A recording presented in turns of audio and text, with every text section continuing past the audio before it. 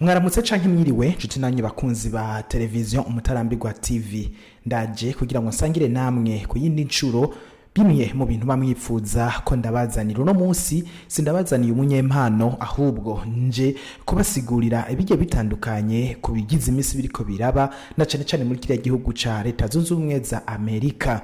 Imyiyamamazo y'umukuru w'igihugu ca Leta Zunze Ubumwe za Amerika y'amatora yimirije yabaye ntibagiranwa mu mateka y'ico gihugu.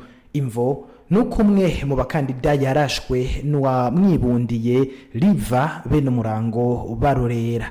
Igihugu tuzi ko gifise uburinzi bukomeye ku isi mu vy'umutekano, ngico amakungu kuva ubwo atanguye kugikekeranya ko kubw'ico kintu gitangaje kandi kiyobeye cashitse kigashikira umuntu akomeye nka President Donald Trump, umwe mu bakandida bahabwa amahirwe menshi afatwa nk'umukeba wa president atwara ico gihugu ubu Joe Biden.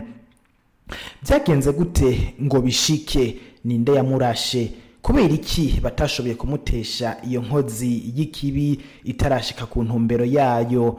Ni ayahe makosa yakozwe n'abajejwe umutekano wa Trump n'uw'imyiyamamazo muri rusangi? Vyose ni mukanya kumwe nanje Jerome Hakizimana Umutarambirwa, Vibe Maker the MC. Murazi ko ndabakunda ntigera ndabahenda, ikibagiwe cyo no kubaponda kuko muri baduterera umuganda w'interano muri no Uganda kwa 2-5 mu camahoro n'amahonda gushika twimeje abahora bihenda ngo industry y'u Burundi nta kigenda birangire badahengesha gukanda like share na comment hamwe bigenda ku murindi usumba n'uwihonda, na cane cane ko muri rusangi ibintu byinshi bakora bariko baraca mu yacu makanda kaze.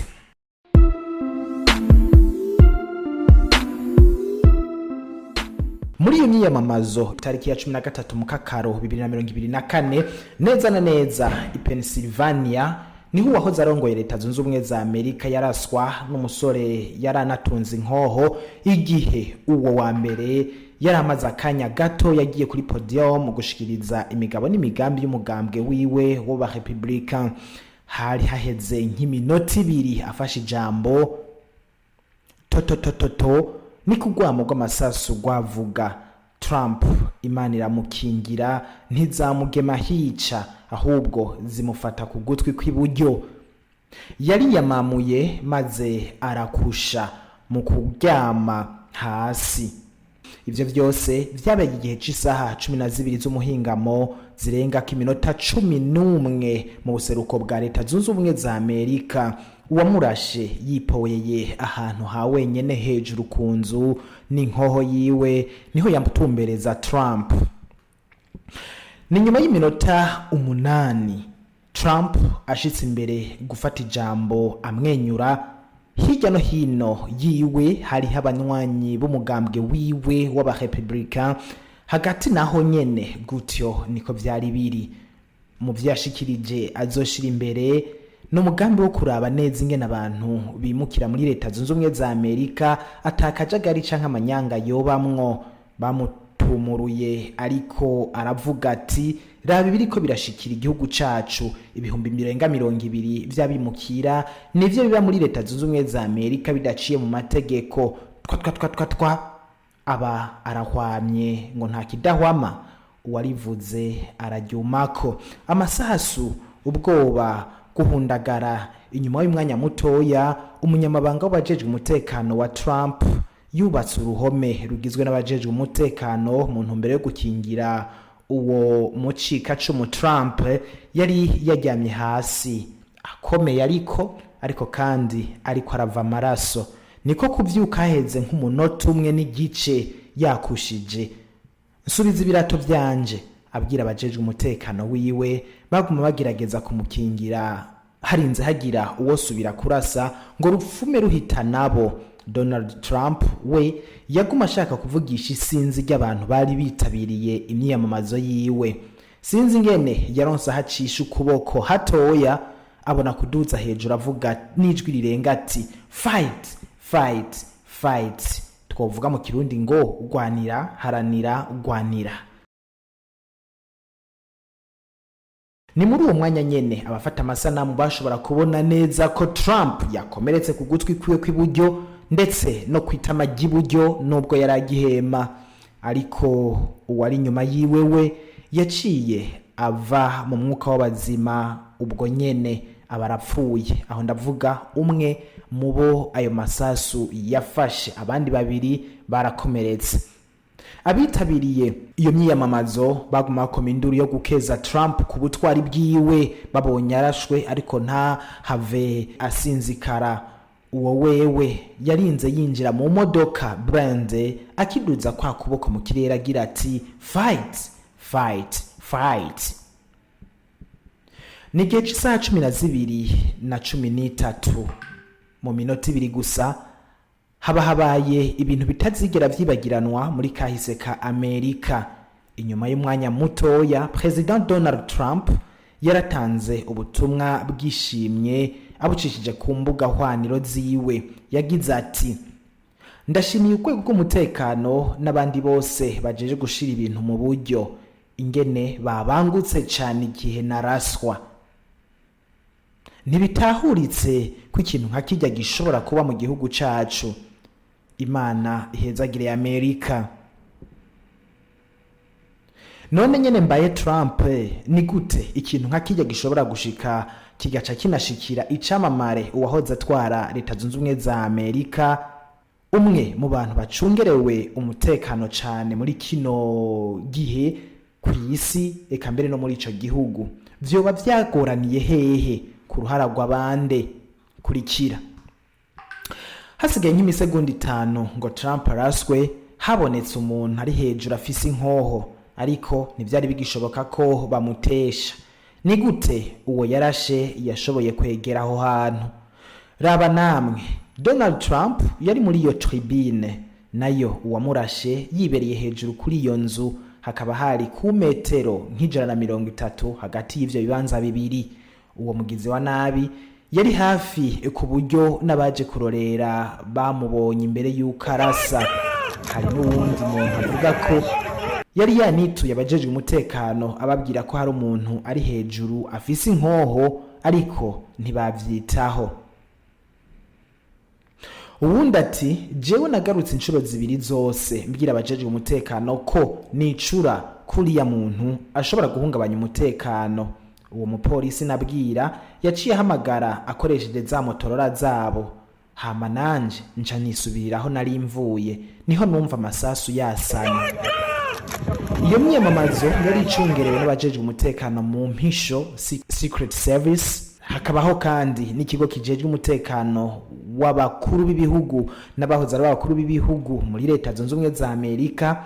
Abo bakaba bagizwe n'abaharurwa ku 8,300 bakwiragiye mu mabiro 136 mu Leta Zunze Ubumwe za Amerika. Baraba ahantu hose hozarana umutekano muke ku muperezida n'uwabwigeze, bacungera ingendo ziwe, bakagwanya abasniper, eka mbere n'ivyihebe. Ivyo rero ngo iyo bikorwa neza ngo byari bikwiye kugira ngo bashobore gutesha ijya nkozi y'ikibi.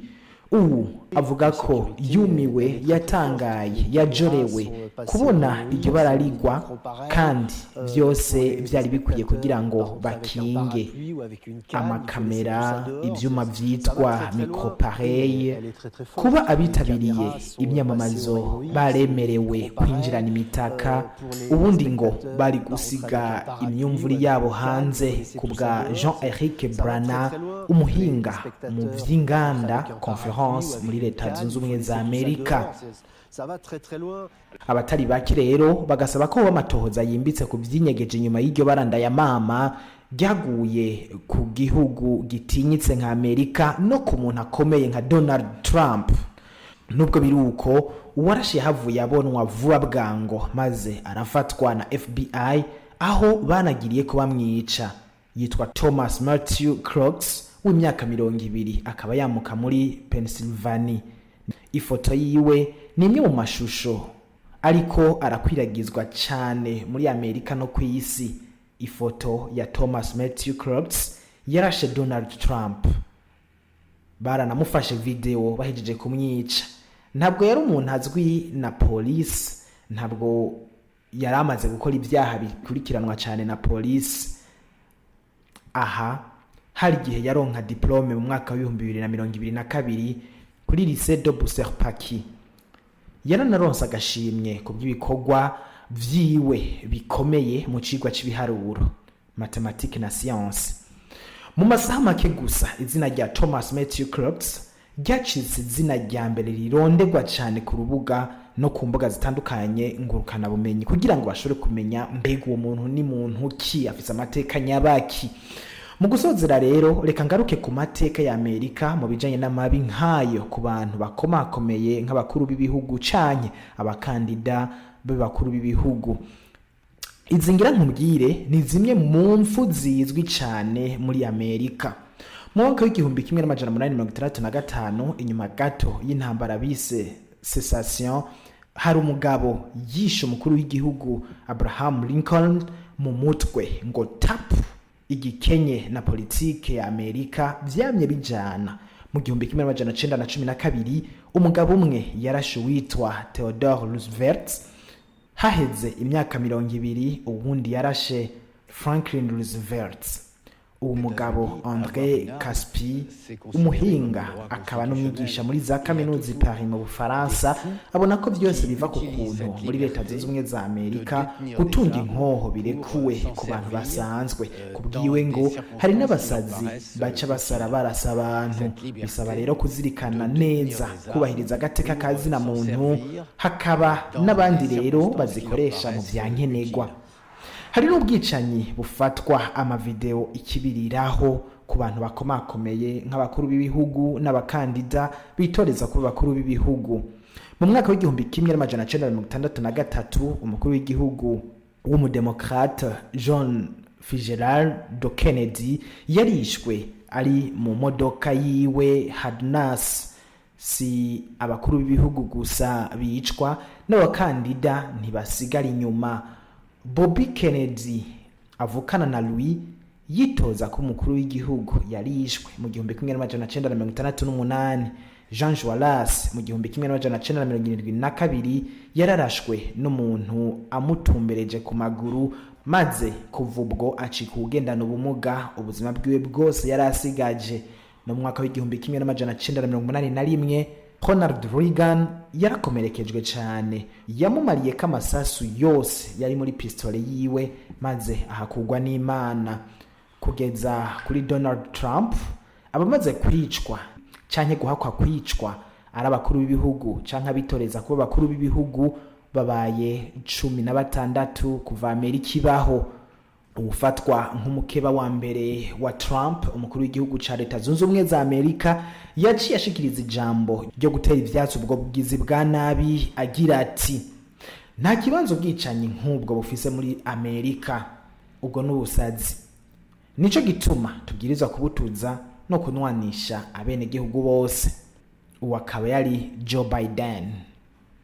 Ni mu gihe Emmanuel Macron mu Bufaransa ku mugabane wa Buraya nawe abicishije ku rubuga rwe rwa Twitter yiyamirije ubwo bwicanyi agira ati: nakamaramaza kuri demokrasi yacu. Ubufaransa busangiye umubabaro n'abanyamerika. Erega na President Vladimir Zelensky yararengeye ingorane igihugu ciwe ca Ukraine kimaze iminsi n'ubu kikirimwo, maze atera ivyatsi ubwo bugizi bwa nabi ku bihugu byashize imbere demokrasi. N'uwo muri Venezuela ntiyasigaye inyuma, ariko ariyamamaza ngo asubire gutorerwa ikindi kiringo. Yagiriye ko yiyamiriza iyo nyifato ku gihugu nka Amerika. Ni mu gihe Putin we yahaye ubutumwa burimo politike yo ku rwego rwo hejuru Amerika canke Washington, agira ati: Washington we wari ukwiye kubanza gukomeza umutekano hagati mu gihugu cawe imbere y'uko uja gukomeza uwo mu bindi bihugu no kubicanishamwo.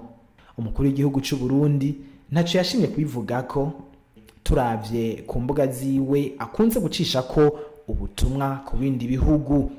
Nimba washimishijwe n'aya makuru ashingiye ku bushakashatsi bwimbitse ku biba ku isi, yasangize bagenzi bawe nabo babe ku mwanya.